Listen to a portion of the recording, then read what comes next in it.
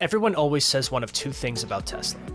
Either it's a technology play, Elon Musk can do no wrong and it's going to the moon, or it's just another auto manufacturer that's ridiculously overvalued, and I would never put my hard-earned money into something that's trading at a PE of over 200.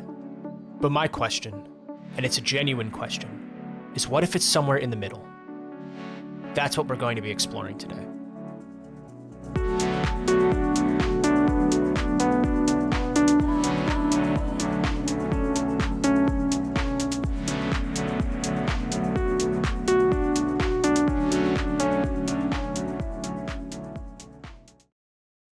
Today we're going to take a look at Tesla's business, specifically the automotive segment. We'll start with an overview on how Tesla sells its vehicles and some of the legal battles it's been facing, as well as some of the advantages Tesla possesses and how it manufactures them. Then we'll move into the financial statements and take a look at working capital advantages and return on invested capital, before finally moving to current valuation assumptions using a discounted cash flow model. Now, why are we doing this?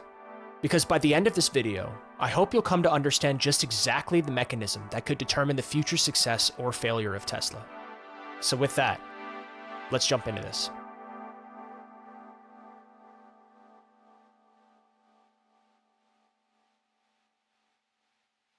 Tesla does not sell its automobiles like traditional auto manufacturers.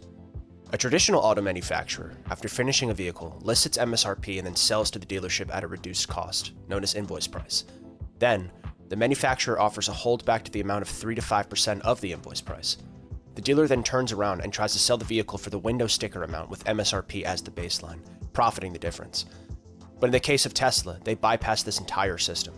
But the dealerships are not going down without a fight. Dealerships are protected by state franchise laws across the United States.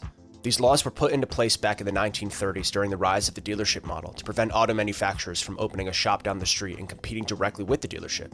And today, dealerships lobby state legislatures hard to keep these laws in place. Because of this, Tesla has seen significant litigation battles between themselves and state legislatures over their direct-to-consumer model, with Michigan and New Mexico being foremost examples. And in the case of Tesla, they're arguing that dealerships inherently present a conflict of interest to their business model. The profits made on the sales of new cars are minimal for the dealership, while instead the real money is made in financing arrangements and vehicle services.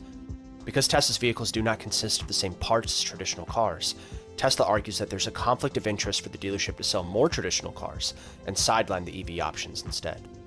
Through bypassing the dealership model and selling directly to consumers, Tesla has full control over pricing, delivery timing, and in the end, the full consumer experience. This allows them the flexibility to meet strong demand. But the direct-to-consumer approach is only part of the strategy. Tesla also differs from traditional auto manufacturers in how they manufacture their cars. Tesla's business model is built around vertical integration, meaning it manufactures, designs, and controls ultimately far more of its production internally.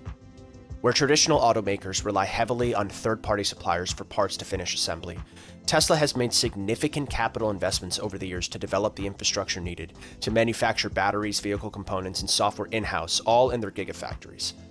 This allows Tesla greater control and the ability to innovate rapidly if need be. And in periods where demand is strong, this paired with the direct-to-consumer model gives Tesla greater pricing flexibility to meet this demand.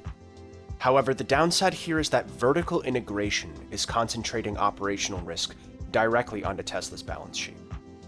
Despite once holding 80% of the US EV market, Tesla accounted for 38% of total EV sales in the United States in August, signaling a drawdown in demand due to competition, causing Tesla to slash their prices. And on the 2024 annual report, they reported a gross margin of 18.4%, down sharply from roughly 28.5% in 2022. Tesla has indicated this margin compression is due to lower average selling prices and broad price reductions. Because Tesla produces vehicles in-house, finished inventory remains on Tesla's balance sheet rather than being offloaded to dealerships. This means that when demand slows, inventory builds up more rapidly, tying cash inside the business and reducing liquidity. But now, it's important to echo the thesis that the direct-to-consumer and vertical integration components of Tesla's business actually show. Tesla's business becomes operationally inefficient in environments of decreased demand. Let me show you how.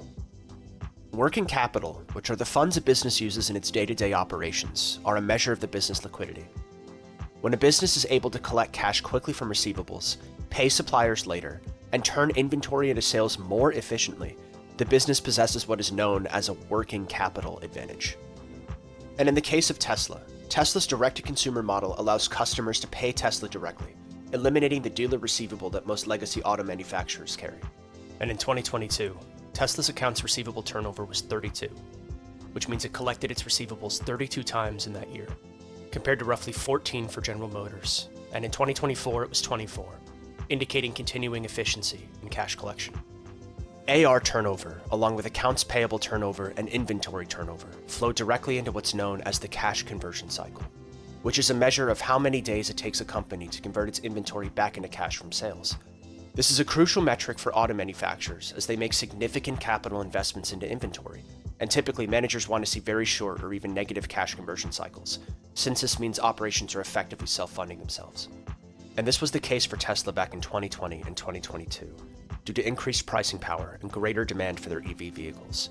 However, recently we see that Tesla's cash conversion cycle turned positive in 2023 and increased further in 2024.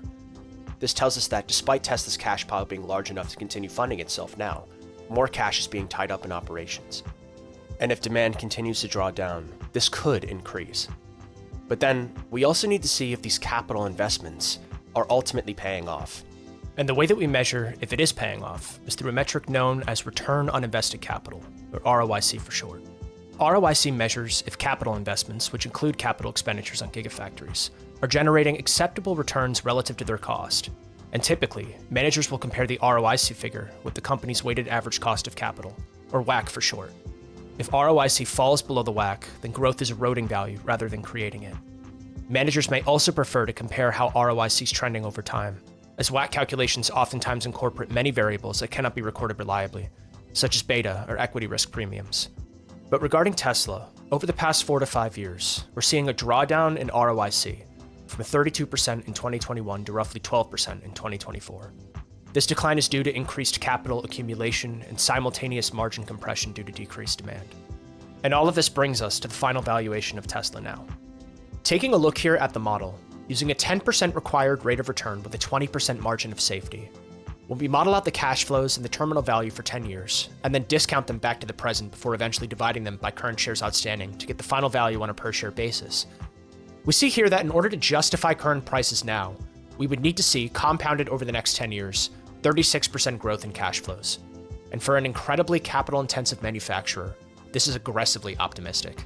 It's worth it to consider that AI and robotics have potential, as Tesla has been increasingly steering in that direction, and there's also significant tailwinds surrounding the profitability of the growing energy and storage segment. However, robotaxis, robotics, and AI have not meaningfully contributed to Tesla's profitability, the way their automotive segment continues to do so. At current valuations, the market appears to be pricing in growth that has not yet materialized in free cash flows. But only time will tell what the future has in store. Thanks for watching. If this breakdown was useful to you, then like this video and subscribe to the channel. There will be a lot more coming in the future, and I'll see you in the next one.